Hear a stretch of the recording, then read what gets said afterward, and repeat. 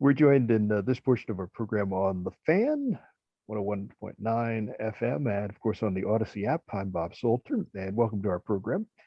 Always interesting discussions, and guest is joining us who a lot of people listening to us today may be familiar with the name Jill Brooke. Now, some of you may remember from back when Jill did a column for the New York Post. She was a former CNN correspondent and editor-in-chief of Avenue and Travel Savvy magazine. She's an author, editorial director of Flower Power Daily, which we'll get into talking about too, floral editor for Aspire Design and Home magazine, and a contributor to Florist Review magazine. Jill, it's nice to have you join us on our program. I'm so happy to be here and talk about what I love more than anything, and that's flowers. All right. Where does this passion for flowers on your part come from?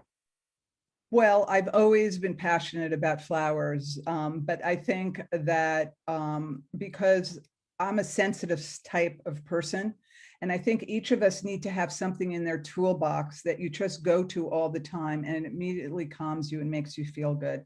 And certainly for me, whenever I am upset about anything or I'm trying to recalibrate, that's all I need to do is put myself in front of lilies and smell the fragrance, and it immediately calms me down. Now, what's interesting, I have been doing this for many years as you navigate, different chapters of life. And now that more and more people realize the magic elixir of flowers, there's actually been a lot more research done on it. And just recently, WebMD just acknowledged that flowers actually are good for mental health. And that's real progress, because it's almost like yoga. People know it's good for you, but they didn't necessarily have the data to support it. But luckily right now, especially post-pandemic, when flowers really were a great resource for so many to feel good about life, and and they would feel better as a result, then it's pretty universally now accepted that when you keep flowers around you, you will be a happier person.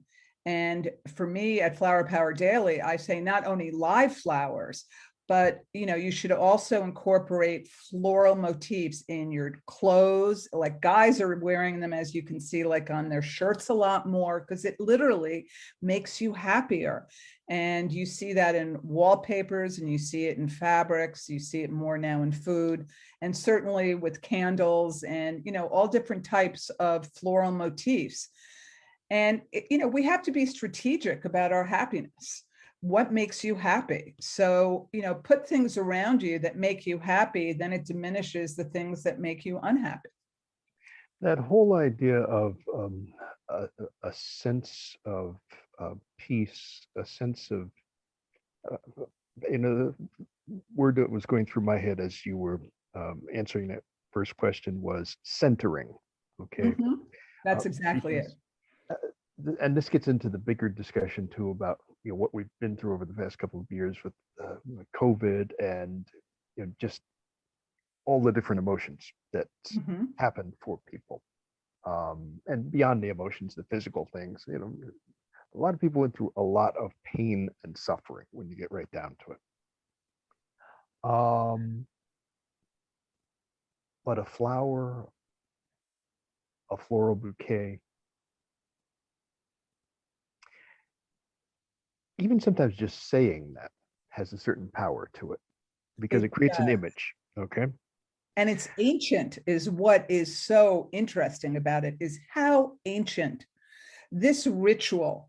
Like early on, especially during the Renaissance times, you thought, okay, brides went down the aisle with flowers, and it was basically because they wanted the imagery of purity, because basically everybody smelled around them. So the flowers, at least as they were going down the aisle, you felt something fresh and beautiful. But then people realized, but wait a minute, when we see the flowers, not only smell the flowers, but just see them, how miraculous they are when you actually just deep dive into how beautiful they are, then everybody recognizes they still want the flowers around them. and they want to grow them. And certainly, during that period also, when, feudal, the feudal world diminished. And then in, I think it's the 1560s, what happened is that, people could own plots of land and something that they could take pride in. They all started growing gardens in London and took great pride in it. And it also was a great metaphor for patience, because there's a beginning, there's a middle and end. And actually what that recycling is also a lesson in resilience, because, no matter what happens, flowers then will regrow. And that's something hopeful. And I think that that's one of the superpowers of flowers too, is that they always send a message of hope, as well as beauty and love. And it's interesting. We're having this discussion here with, spring officially starting as well, because again, this change of the seasons, people talk about the effect that really has on us. But flowers are a really key part of that whole experience. Yes. I'll tell you a true story. And this is something I just realized as we're talking. Literally outside the area where I live, and down the steps, I glance over to my right as I get down the bottom of the steps. I go up and down multiple times every day. What do I see starting to come up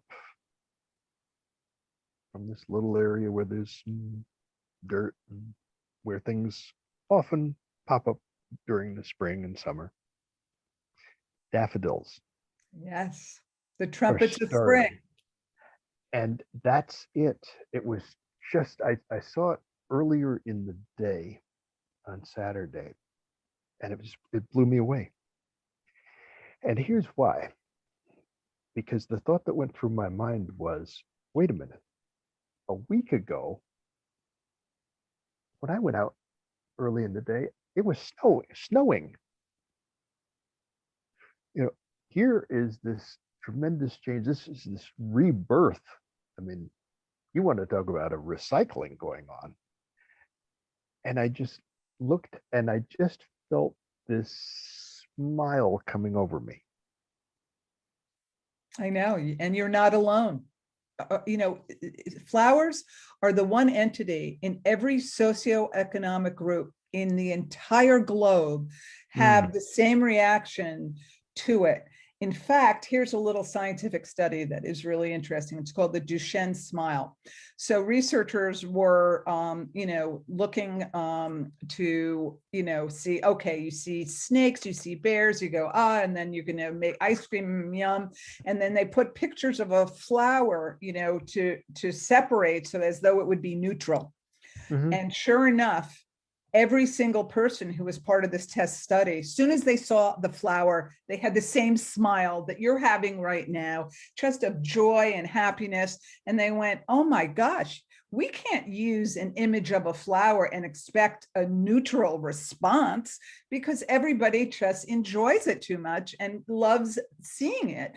So it's called actually now a Duchenne Smile, because based on the research, are just saying, nobody is neutral about flowers, because they are truly a universal kiss that reminds us that solace and beauty exist.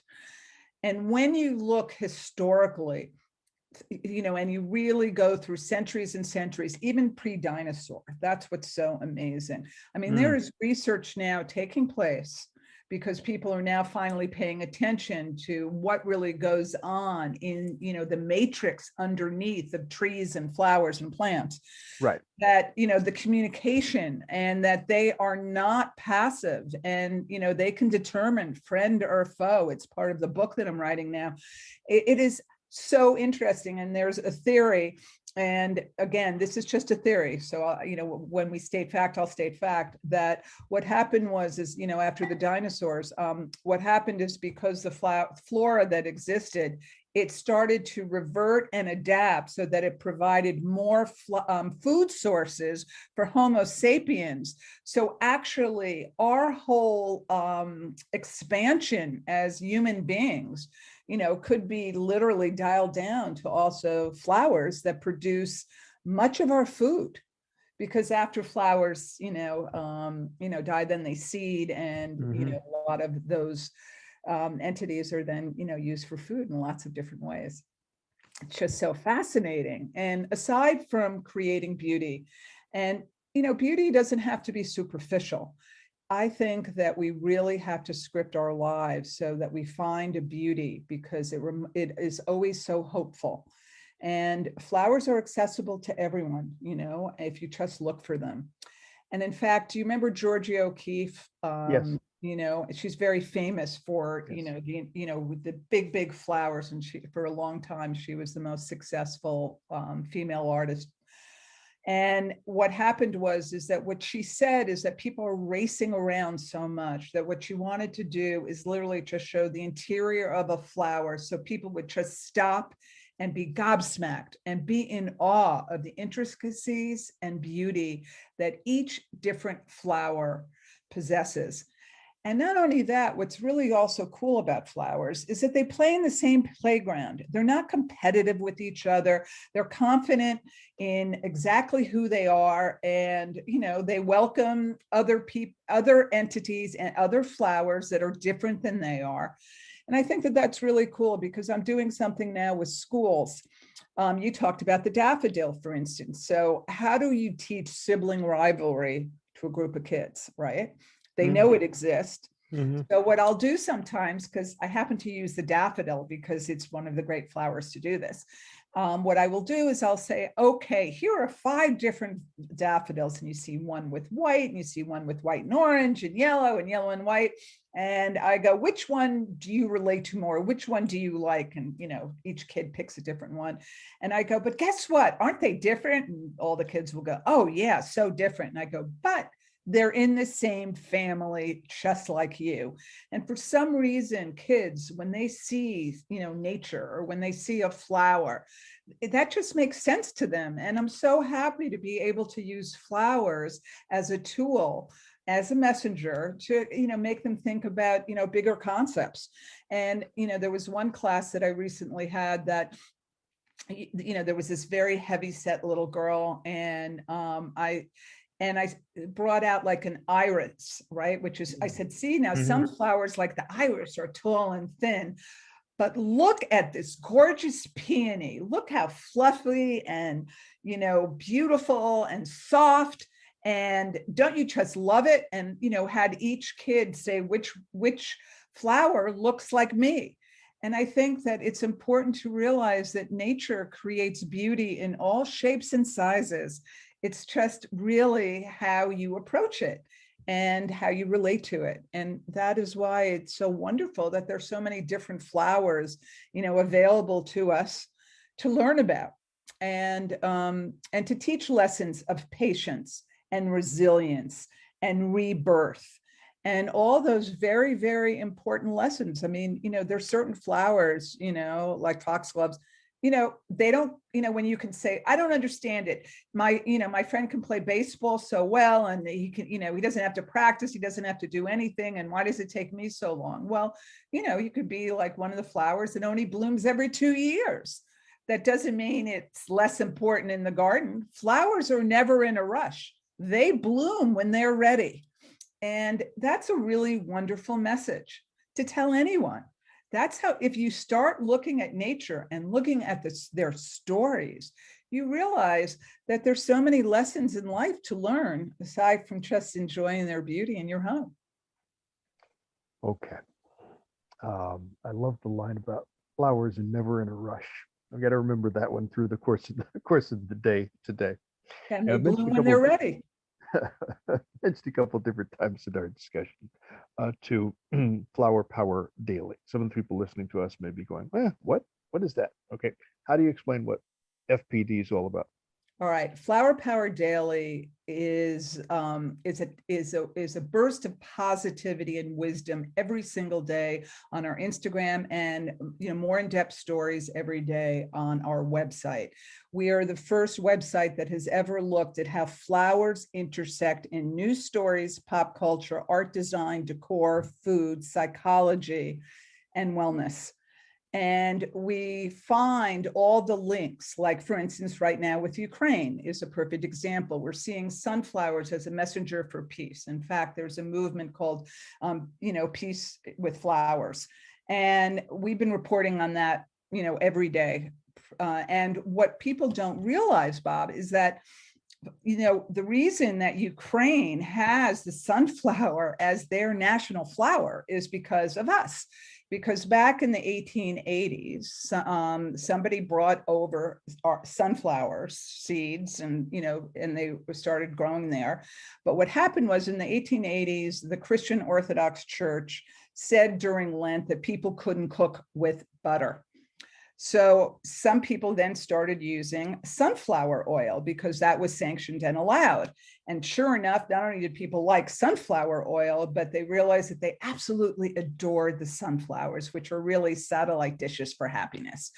And so they started, growing fields and fields of sunflowers in Ukraine.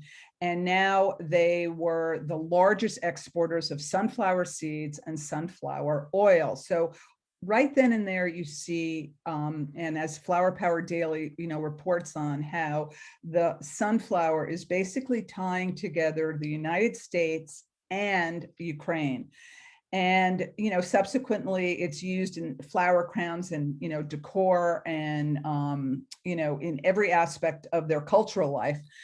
And that is the cross-pollination of cultures.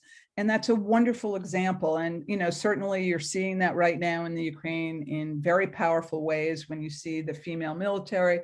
They will have a sunflower and a blue flower as far as, motif, icon in, their uniform. And, this is a way that people are able to express so much through a sunflower. But I want to share something else that you may not know. Do you remember in the 2020 Olympics in Tokyo, how all the athletes would carry this little bouquet, and included in the bouquet was a big sunflower? Oh, really? Yes. Yes. I mean, if you think about it, everyone commented on the bouquets. Well, what the bouquets represented was something really special, especially for right now. Hmm. So there was a tsunami in 2011 where all these parents had lost so many children, and Right. which was tragic. And so what happened after the tsunami is that the parents went back to this area, and they started to plant sunflowers in honor of their children. And sure enough, the field started growing and growing. And those sunflowers were the ones that were then used in all the athletes' bouquet to say that life goes on, people remember, and we can be resilient. And that is what flowers do. I mean, even in military remembrance, as you know, it's the poppy. Do you know why that the poppy was so significant in military remembrance? No, I've always wondered that. Well, what happened was, and what happens often in life, a seed is planted, but then it needs a lot of layering and layering and layering before it really grows in abundance.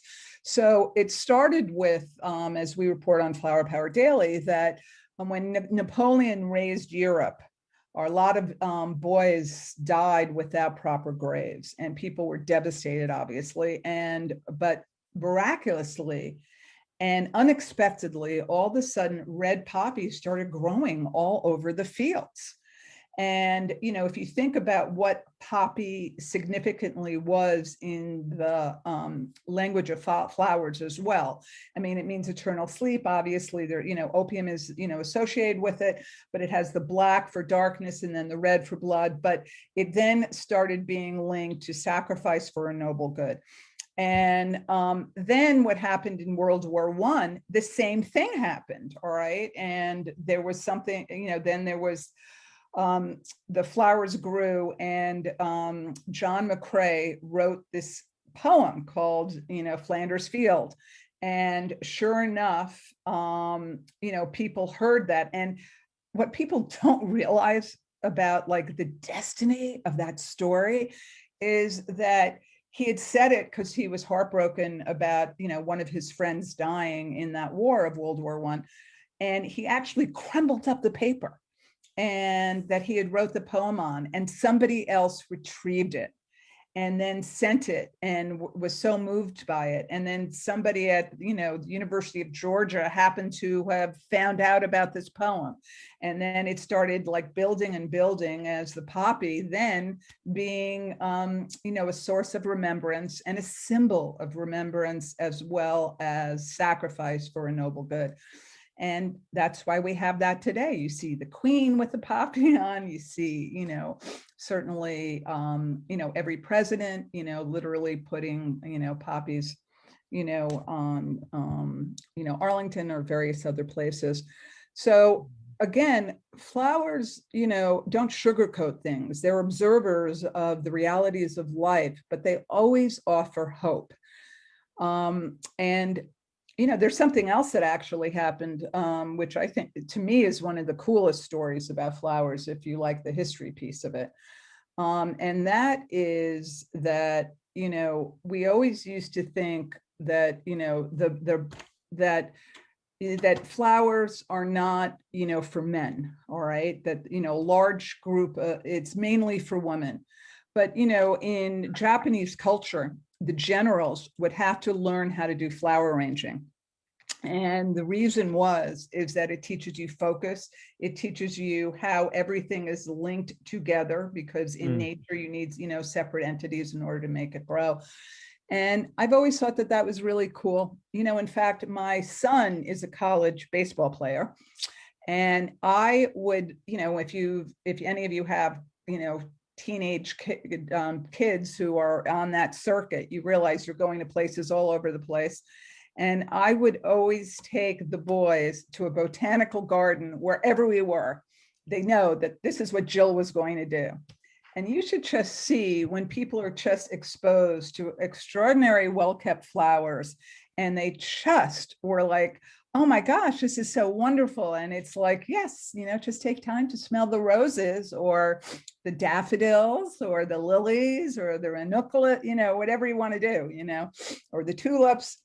And, it's so my pleasure to really share the stories of flowers with our readers and give them a burst of positivity and wisdom every day through flowers. That story that occurred with the woman who's confronted essentially by a heavily armed Russian soldier. Oh, with the sunflower seeds. Exactly. That story, first of all, for those who are listening who don't know the story, would you share it? And then what was your reaction when you first heard about it? Well, I think what the story was, an elderly woman confronted armed, let's remember, armed Russian soldiers, and had the courage to say, here are sunflower seeds. I hope when you die, at least when your body decomposes, these sunflower seeds will bring up something beautiful as a result.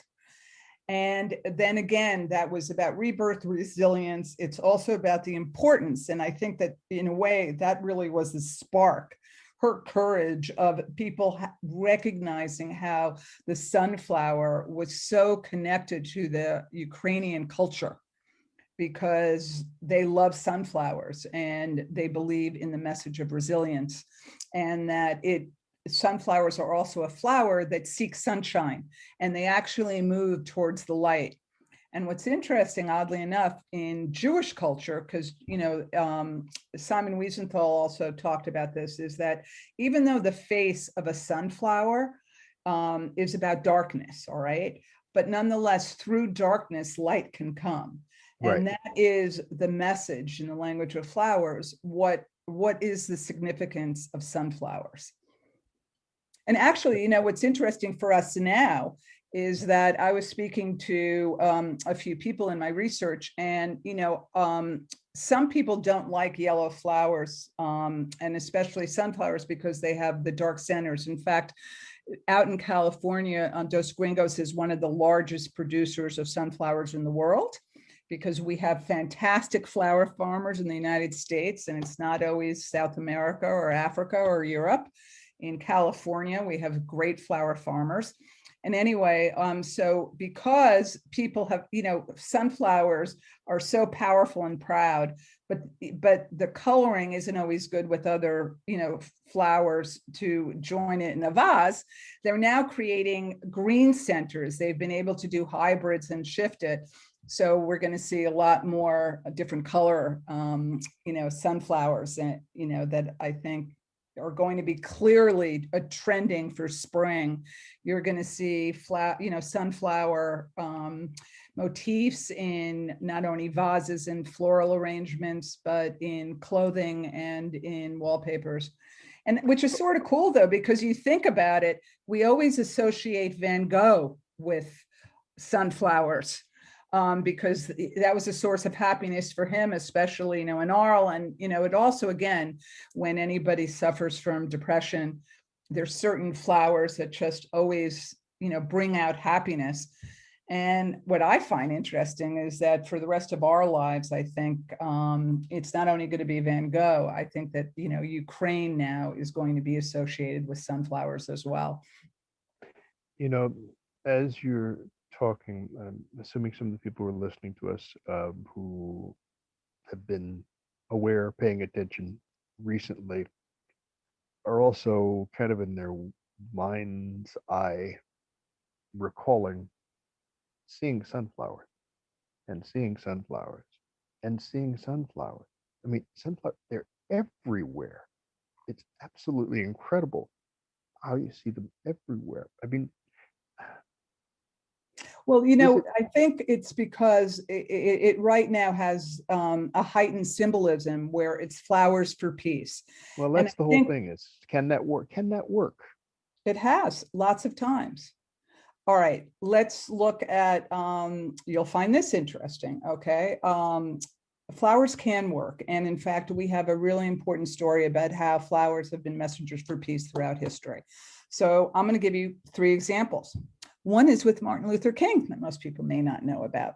So if you think about it, all right, the Selma March. Prior to that, the marches didn't work so well, right? And Martin Luther King had this idea that people will not feel threatened if we march, if we're wearing flowers. So he actually ordered and organized that they wear Hawaiian leis, which is what they did as they were going down in the march. Because, all right, behind the scenes, nobody ever feels threatened when they see flowers. Subsequently, flowers have also been used for different divides. In 1920, in order for a woman to vote, Tennessee was a pivotal state for the ratification of the 19th Amendment.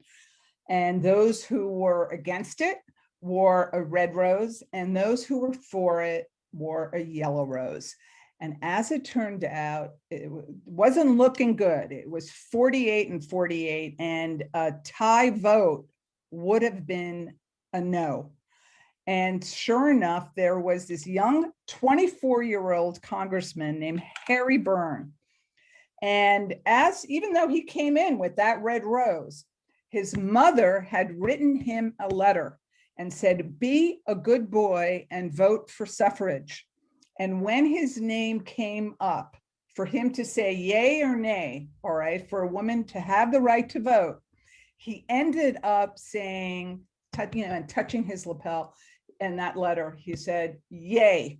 And literally, obviously, all hell broke loose because it was unexpected. It was, a vote of conscience, which we really have to see from, again, as history has shown us, it's never who you expect. So 24-year-old Harry Byrne went for the yellow rose. And then when asked later, like, how could you do that? How could you do this?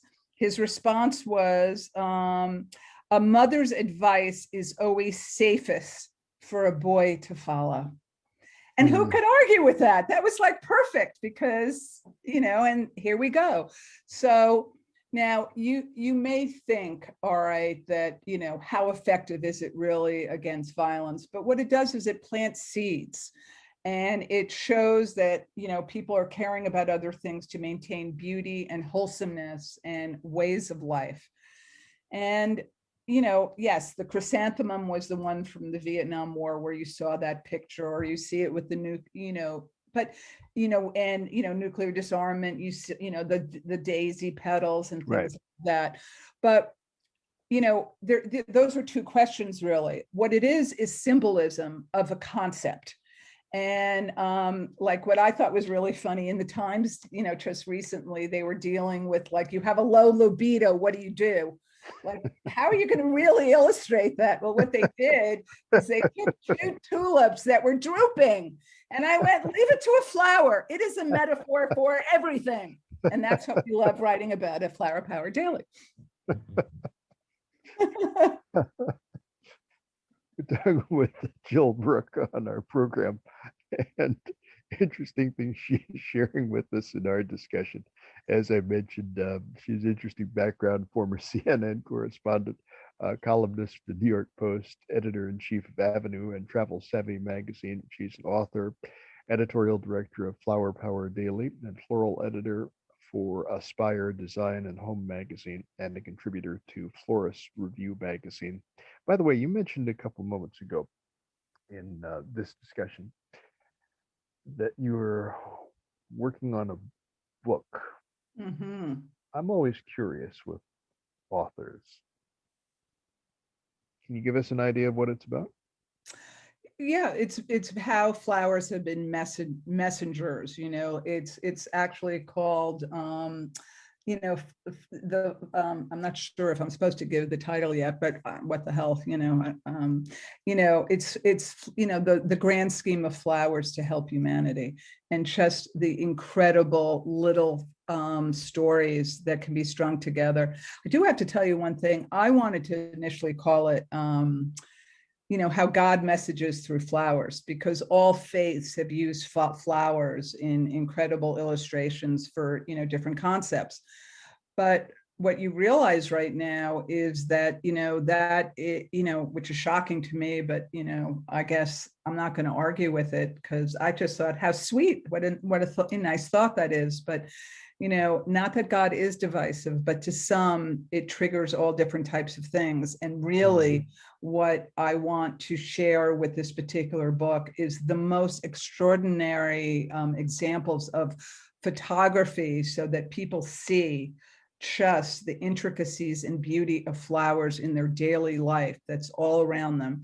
And then also the stories of how flowers have been sources to help many people. Like, it used to be, well, like two studies that I really like right now is that it turns out that there was a study done that when flowers are given to men, what happens to them physiologically. Because, I think it's really unfair that, women, that culturally it's often that men give flowers to women. But believe it or not, men like getting flowers too. And what happens when that happens? And then what choices are the best for flowers for men, because everybody has different taste and, different cultures. And what, we certainly recommend at Flower Power Daily is that flowers are storytellers. Dig deeper and find out what are the meaning. Like, for instance, as I told you, I have this baseball crazy son, not crazy son. I mean, he's passionate about it. So we will have, often I will have a gladiola, because, that was from ancient times, and, and hyacinth, to talk about, how do you get all generations to talk to each other? Well, create a flower arrangement at your dinner table where each person is represented in some way. All right. Well, he got a, a double this particular game, and maybe someone didn't do as well in a school test. And then you have another flower, which is all about resilience. And, like you can have a thistle or, and the idea that you are just creating stories, and it then helps you connect to nature more. Because as we are understanding the matrix underneath soil, and all the communication that takes place, flowers can determine friend or foe. That is extraordinary. And the idea that they don't adapt, sure they do, because certain stems all of a sudden shoot up to find sunlight. And once they're in safe environments where all their nutrients are being taken care of, they spread another way. That's adaptive. And historically, we don't look at anything being sentient unless, they have to have a backbone, et cetera, et cetera. But in fact, in every other category, we can say that trees and flowers, are very knowledgeable and have their own matrix.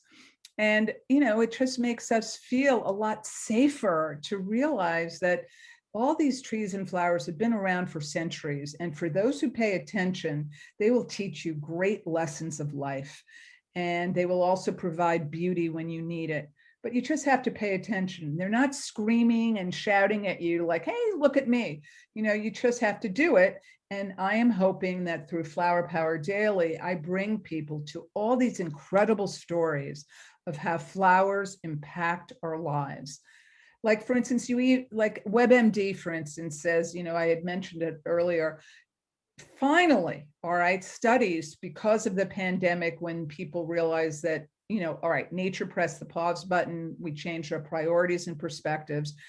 20 million new gardeners as a result, because people started, that was the only thing that people could do. And they realized how much they enjoy nature. And studies now say that even post-pandemic, people are going to maintain the hobby. And, they want plants around them, and they're going to want them more in their offices as well when they return to the work. Because, as Andrew Weil said in his earlier book, they are necessary for mental health. And now WebMD finally acknowledges that flowers are a source for helping mental health. And, that is a huge victory because, luckily for me, I have been championing, the power of flowers for so long. And now, simultaneously, other people are validating it, and also, more importantly, investing in studies that support that data, which was more intuitive before, but now there's actual scientific data. And just be around flowers, it makes you happy. And I, believe it or not, always wear something floral. I always have a dress, a blouse, a piece of jewelry. It always makes you happy. It just does. We were talking before we started this discussion that we're having today. And one of the things we were talking about was the passion, in a way, I guess I can phrase it that way, that millennials are bringing to the table. Oh my gosh, you're so right. All right. Well, what millennials are doing, which is unique, is that I think that if somebody would have said, oh, flowers, gardening, and then you say, well, grandma does that, and Right. my mom does a little bit. But right now, because the environment is such a concern to many, especially the 20 somethings, and so biodiversity, soil rejuvenation, those are really, really big issues. Furthermore, people are reassessing their lives and what brings them joy. And many now want to be flower farmers all across the country. And so you're seeing a whole wave of 20 somethings wanting to choose that as a living. And what that does simultaneously, as more and more people do it, then they have more clout because they are consumers. And what they also want is environmentally sound practices. So what that means is that for any of us, remember that all flowers are always used to always be, encased in plastic. And, the foam that was used that isn't really biodegradable. Well, as a result of, that famous saying, necessity is the mother of invention. When you have this huge block of consumers demanding a change, now you're seeing a lot more paper, biodegradable paper, as far as floral packaging. You're seeing right now the agro wool, which, again, is biodegradable. And, think of cumulatively just how many events, whether you go to a wedding, you go to a bar mitzvah, you go to a graduation, and all that foam that was being used that no longer is, and all that plastic that, was covering all those, bunches of tulips and roses. So that shift alone has collectively done really good for the planet. And we're finding that, guess what? We don't need the plastic. And that's fantastic. And we can still have the beauty of nature. And more importantly, I think, is that you also are seeing flower farming growing as an American industry. And, in the past, and, there are reasons for it, why South America, during the Reagan years, they were so worried about drug trafficking that they gave incredibly sweet deals. And sometimes at the expense of Americans. And what I really love about somebody that I write about and have worked with, Cameron King from Certified American Grown, and certainly Deborah Prinzing, who has been the godmother of this movement of, source locally, because not only does that help the environment, but it also, supports these businesses. And in fact, there's a bill right now in front of Congress from both the House and the Senate, where at certain federal events, there should be only American sourced flowers, right? At the tomb of the unknown soldier, those are American lives that we're respecting. There should be only American flowers there. And certainly for July 4th. Now, obviously, if you have, a state dinner and you're going to include the other cultures' flowers and that's fine. But there should be at least a recognition of trying to support U.S. flower farming. And, thanks to this huge trend and desire of 20-somethings to be, flower farmers, we're seeing that a lot more. And I think it's just terrific, isn't it? Yes, it is. And, we're talking about the fact that in a way, it also is really, and this goes along the lines of some of the things you've said, it's really changing the industry. Totally. More girls are in the industry like me too, which is good too. Because, what's interesting is how not flower farming so much. I think that, again, you want to think that it's a grand plan. And one thing I've learned about my own life, all right, I think that in anybody who starts their own business, they need a mistake fund, all right, because, there's certain things that and there's certain things that you don't, especially the tech stuff. Oh boy, did I ever get ripped off. And I thought that I was a smart girl, and somebody just said, oh, I can do this. And then I realized, no, they can't. But, but then again, you just have some bruises and you continue. But one of the things I was going to say is that the way that people have covered flowers in the past, they would just look at the pretty flowers in a vase. And I said, there's too much history, because I'm a history buff. And I want to connect from A to Z. Like literally all the hands that ever touch a flower, I am going to know, and I'm going to report their stories. So not only do I share a lot of information, like if anyone is having a wedding or a party, I know how to have a caviar life on a cod budget, and I can tell you ways, to have spectacular weddings at all costs. Or more importantly, I made the choice that I was fascinated by flower farmers and, how they went about their business and what they cared about and what technology they're using right now to elevate, farming in 2022.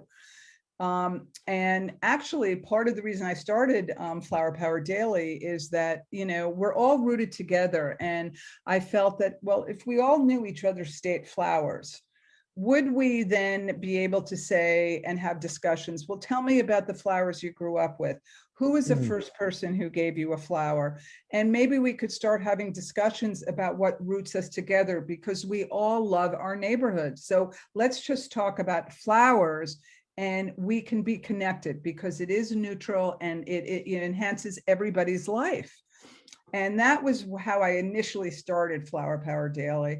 And then it evolved because the pandemic hit. And then also I made a very good decision that I am interested in the flower farmers because they are as much a floral artist as the person, the Lewis Millers or the Jeff Lathams or, all the other famous fancy florists.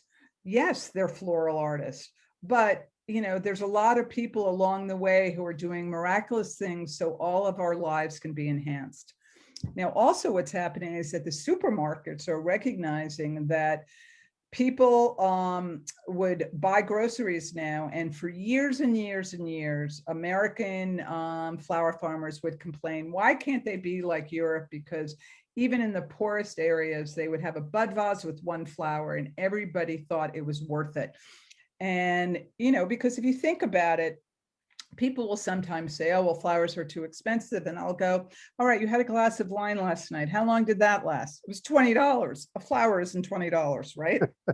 So, it required a shift to recognize that it enhances mental health and it beautifies your life. And it also literally, boosts serotonin, makes you feel good. So I think that because of the pandemic, that shift has actually happened. And supermarkets now are, bulking up their flower departments because people are now buying it as a weekly treat. And I think that that's terrific because the more people are connected to nature, the more they'll be connected to each other. And we need to have a lot more togetherness right now and a lot more love and beauty. Very important words and a perfect way for bring our discussion to a close too. So many things you've shared with us, a lot of food for thought. Jill Brooke talking with us on our program, editorial director of Flower Power Daily, FPD, former CNN correspondent, former columnist for the New York Post, editor-in-chief of Avenue and Travel Savvy magazine, and author and floral editor for Aspire Design and Home magazine and contributor to Florist Review magazine. Thank you for a wonderful discussion, and Thank you. certainly never lose that passion for flower.